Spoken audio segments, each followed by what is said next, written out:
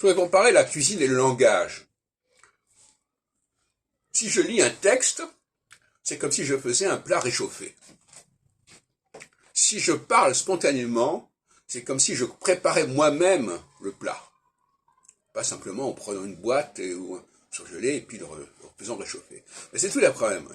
Donc il y a des gens, on voit très bien quand ils parlent, qui c'est du réchauffé, du tout prêt, voilà. Ou bien si c'est quelque chose qui a été inventé, recréé, etc. Bon, eh bien, la cuisine, c'est pareil, c'est le même problème.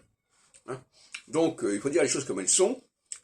Quand on sent très bien, alors est-ce qu'on est capable, quand on mange quelque chose, de savoir si c'est réchauffé ou préparé? Ça, c'est une question qui peut se poser. Mais en ce qui concerne la parole, on le sait très bien, parce que pour une raison, soit la personne récite par cœur, alors là, c'est parfois pas plus difficile, soit elle lit un texte qu'elle a sous les yeux, et là, c'est évident que c'est comme si on la voyait ouvrir sa boîte de conserve et qu'elle reversait ça dans le plat, ou du moins dans la casserole. Bon.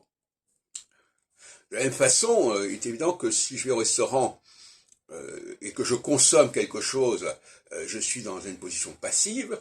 Si c'est moi-même qui prépare le plat, c'est tout à fait différent. Bon, tout ça, c'est une évidence. Mais il est important dans la vie de distinguer à quel moment on est consommateur et à quel moment on est créateur.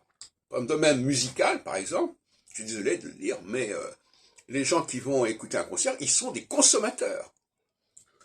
Alors s'ils étaient... Moi je suis pour des consommateurs actifs.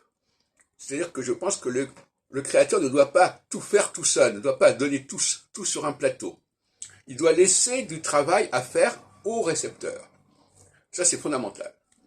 Et ça permet à des gens qui ne sont ni vraiment des grands créateurs, mais qui sont capables de repenser quelque part, de réaménager quelque chose qui a déjà été lancé, ça me paraît important.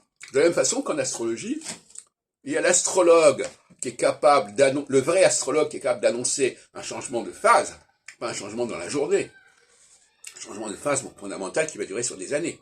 Et puis, il y a des gens qui sont simplement capables de, une fois que cette phase a commencé, d'apprendre à la gérer, à l'administrer, et c'est pas du tout le même travail, ils sont plus dans le prévisionnel, ils sont dans la gestion de quelque chose qui est déjà enclenché.